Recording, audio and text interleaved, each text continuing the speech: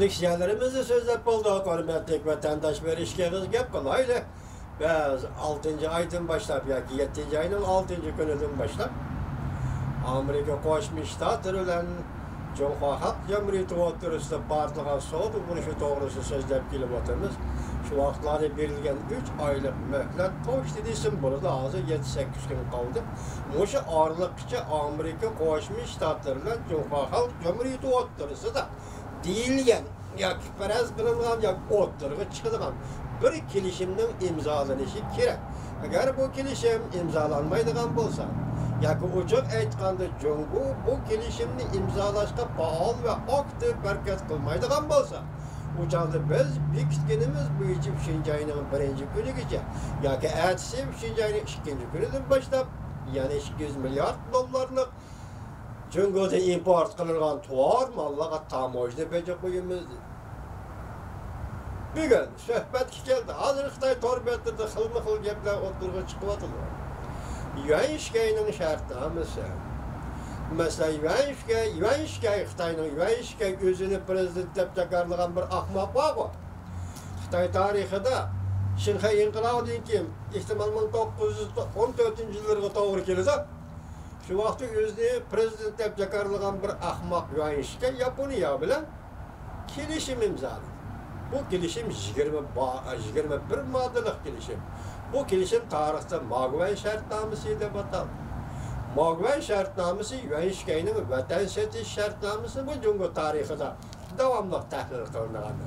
Hozir shu shartnomani ko'tarib chiqib, Qin Xiaoping televiziyasida fikir so'zligichilar yoki fikir o'tirib qo'yg'uchilar, suhbatga qatnashchilar hozir Rais Xi Jinping ikkinchi qatim Mogwen shartnomasini imzolashga ketyapti degan gaplarni o'tirib chiqardi. Yana birisi dediki Xi Jinping Li Hongjiang dedi. Li Hongjiang ayni vaqtda Manchun ordusida birisi Zozongtang, birisi Li Hongjiang. Asosli maqsad Zozongtang deydi, g'arbni bo'ysundirimiz deydi, ya'ni Uyg'uristonni. Li Hongjiang deydi, biz Tayvan taraf yoki dengiz bo'ylarini qo'g'daymiz deydi. Bu ishga amaldor Qin o'rtasida qattiq kurash qilib, oxiri Zozongtangning gapi ustunlikka erishib, yoki shu vaqtda Char Osiyoning bergan va'dasi bo'yicha Zozongtangni qo'llab, Zozongtang ustunlikka erishib, aralıqda Li Hongjiang mag'lub bo'lgan edi. Shuning bilan Zozongtang askar tortib bizdan vatan emas, Uyg'uristonga yetib keldi. Shu kundan boshlab biz Manju yoki Manchun hukumatiga mustamlika bo'ldi. Hozir endi Xitoy Kompartiyasining politika bir mustamlika bo'ldi. Bo'shalarni elib kelib, hozir Xitoy torbetlarida temkaratlab bir deydi, Li Hongjiang, Xi Jinping deydi. Bir deydi, 21 moddalik Mogwen shartnomasini imzolagan Xi Jinping, Yuan Shikay deydi Xi Jinping. Qanday bo'lishidan qat'iy nazar endi bu ish sizga yetib keldi. Chunki siz ikkinchi bir davlat Amerika va G'arbiy Yevropa va Yevropani yana dunyodagi boshqa davlatlar bilan savdo tijoratda bo'lgan ekansiz. Savdo tijoratda odil bo'lishingiz kerak. Amerika hozir ta'kidlayotgan gap mana shu.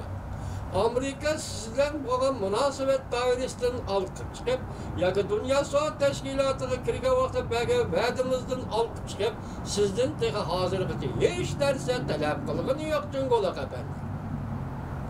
Sen uzang bergan va'dam bo'yicha ish qil. O'tgan leksiyada so'zildik 15 yildan keyin. Hech nimadan boshqa avval internetni echib etish, partiya qurishni cheklashni echib etish, matbuot, axborot ishlarini echib etish, so'z fikr erkinligini qo'yib etish. Mushu Dunyo savdo tashkilotining nizomnomasi moddasida bor ekan, siz shuni ko'rib turib, bilib turib imzo qo'ydingiz. Hozir 15 yil to'shdi. Siz va'dangizni turing degandan boshqa gap yo'q. Endi hozir oraliqdagi 2-3 poyt so'zlagan leksiyamizda biz sizga shunday dedik ki vatandosh, demak Amerika Qo'shma Shtatlari kelishim imzolangandan keyinlar Jungo'ni nazorat qilish kerak. Bu nazorat hargiz siz uchun haqorat xarakterli ish emas Jungo'da qapan. Chunki bu ishni siz o'zingiz keltirib chiqardingiz. Nemişka şiyan harfi deydi Xitaycha. Bu degan so'zning o'zi gapni og'izdan chiqarib, yana u gapni yutib boshqazonda hazm qilib, lafzini turmaydigan odam. Uyg'ur tilida nopuzlik yoki adabiy holda tarjima qilsak, lafzini turmaydigan odam bo'lganligimiz uchun Amerika Qo'shma Shtatlari hukumati bu qatim tekshirish. Bergan va'dani ijro qildimi yo'q tekshirish. Nizomnoma yo'q kelishimga imzo qo'ydi, ijro qildimi yo'q tekshirish. Mana mushu qatorliq narsa. O'tgan leksiya so'zligimiz Javyan apandining degan nimdilar. Siz Birlashgan Davlatlar Tashkilotining fuqarolar huquqi va siyosiy huquq xalqaro ahdnomasiga imzo qo'ydingiz. Afsuski siz bu qonunni cho'rib, axlatxonaga tashlab etdingiz. Bugun axlatxonadan tepib kelasiz. To'pchonlarni aytib o'tib pokizlab ekilisiz. Xalq qurultayi vakillar qurultayining oldiga qo'yisiz. Mushu qonunni siz siyosiy asosiy qonunga selishtirasiz. Mushu qonunni o'zingizning odatdagi qonunlarga selishtirasiz. Shunda ishni qilasiz dedi. Javyan apandi shundoq dedi. Siz buni qilishga majbur dedi. Bu yoqqa og'ma. Bu yoqqa dajima mumkin emas. Siz bu yo'lda ketyapsiz, mumkin emas. Hozir mening da'vatqanim endi Amerika Qo'shma Shtatlarining nima da'vatqanligini biladigan kishilarga hammasiga ma'lumki, biz siz bilan tuzishgan ahdnoma kelishim va to'xtamlardan olqib chiqib Jungoloq apandi sizdan hech narsa talab qilmadi. Dünya Savdo Tashkilotining nizomnomasiga imzo qo'ydingiz, siz shuni ijro qilasiz. Demak, biz mushu nuqtada so'zlaydigan bo'lsak, hurmatli vatandosh, bugun Jungo bu davlat arslan desak, ovchilar otgan o'q tekkan arslanga, balki yaralangandimi saqaymaydigan bir yaralangan bir kasalga aylandi. Jungolik siz o'rningizdan qo'polmaysiz. Yoki sizni arslan deb o'xshatmay, jangalda qatirab yurgan yavuchoshqiga o'xshatsaqmi, sizga hozir o'q tegdi, yaralandingiz. O'rningizdan qo'polmaysiz Jungoloq apandi. Mumkin emas, siz bu yarini saqaytolmaysiz. Endi siz uchun aytganda faqatli yo'l qo'yish. Amerika Qo'shma Shtatlari talab qilayotgan qurilma xarakterli islohotni olib berish, siyosiy islohotni olib berish, davlatning iqtisod, siyosat va ijtimoiy tuzumi, davlat egiligidagi shirkatlar va boshqalar. Mushularning hammasi qaysi yo'lda o'zgarishini talab qilsa, hozirgi g'arb dunyosi siz shu yo'lda islohot olib borsiz. Boshqa yo'l yo'q. Çünkü biz aytib o'zimizning qarapayim tili bilan aytsak 40 yil bir xona yetarli. Çünkü biz dedik sizning hukmronligingiz 70 yil, Rossiya 70 yilda yemirildi.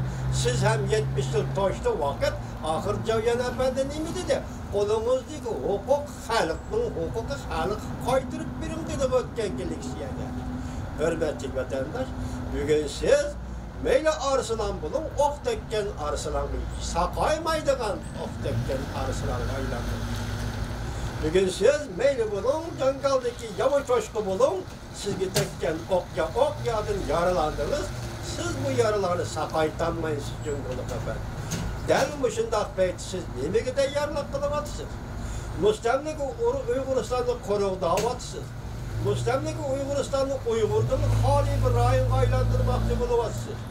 Siz urushga tayyorlik qilyapsiz, mening fahmimcha, o'zingizda daryoga atmoqchimi?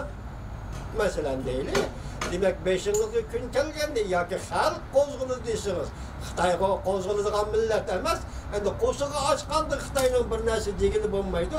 Xalq qo'zg'aldi desangiz, qo'zg'alib meni og'dirib o'tdi deb o'ylagan bo'lsangiz, kechiring apandi, shuning uchun siz urushga tavakkalchilik qilsangiz, ikki maydonda urush qilishingiz mumkin. Biri Janubiy dengizda, ikkinchisi Qo'rg'onda, Shinjang rayonida, yana Mustamlika Uyg'uristonda.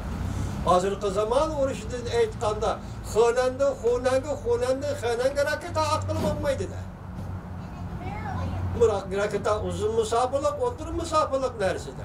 Shunga siz bu urushni Shinjongda elib bir urushidigan qanday bir tarafga tayyorlik qilyapsiz. Lekin dunyo sizga urush qilaman degani yo'q. Jungo bilan urushimiz degan bir dunyo yo'q, yo g'arb dunyosi yo'q, yo sharq dunyosi yo'q. Lekin siz o'zingiz tayyorlik qilyapsiz. Buning uchun hozir 2,5 million Uyg'urni ichkari Xitoyga yo'tkab ketdingiz. özünün vatanidir. Onun vatanperverlik eğizden çıkması mı? Onun vatanperverlik royetki yardım kılırlar. Royetki kuş kuşuduğun, royetki işenç kuşuduğun özünün ana tuprığı, özünün vatanidir. Destek durağın, orundan turup, destek durup, orundan turaladığın vatanidin ayrı ettiğimiz bu misafirleri 2,5 milyondak Uygur'unu işkere Xitayga elip ketdiler. Növbette Xalmurat Uygur'a okşaş yigitler däl muşu mesele. Muşu işkere Xitayga elip ketken mesele çın tutuş. Ele kadar men bu Uygur degende işkere Xitayga elip ketken muşu Uygur meselesi çın tutuş. Bu siz biz köngül biladigan muhim meselelerning birisi bolup kaldı Xalmurat efendi. İntayı mühim meselelerden biri bulup kaldı. Demek Xitay bu Uygurlarını işkiri Xitayga toyuşup bitip görege aldı. İki ihtimalli. Biri biz Şinjan rayında uğraş kılımız. Kim bilen bu nameli? Bu Xitay'nın hıyalidik iş.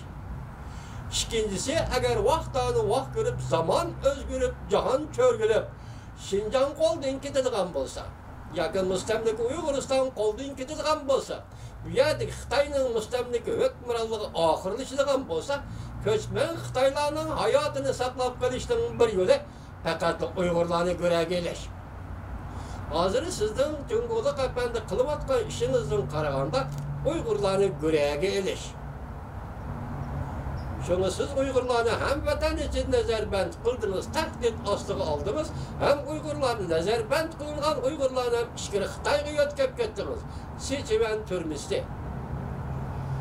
Hilundan Taley türmüsü. Şenşi, Kömürhan. Kömürhan türmüsü ve Kömürhan'ı birkaç iş kısaymış. Gansu türmüsü. İşkilip Xitay'nın barlık ülkeleri azı 2,5 milyondan artık Uygur'da toşup kettiniz Xitay hükümeti. Bunun akıbeti kandak ayağınışıdır. Siz bu işlerini Kamboçya'nın helika musabit hükümranı Borbot Efendi'ye okşaş ahırlaştıramsınız. Ya ki dünyanın küçükini hazır eylemsiz yok. Bunusunu fakat Allah bilir. Bizlikin sizge hazır samimi kaldı deydiğin söz koyup bırakın. Bulan yana kaytırıp gelin. Ve dende nezarband kelingan Uygurlarını koyuyorsun. Ben dedim,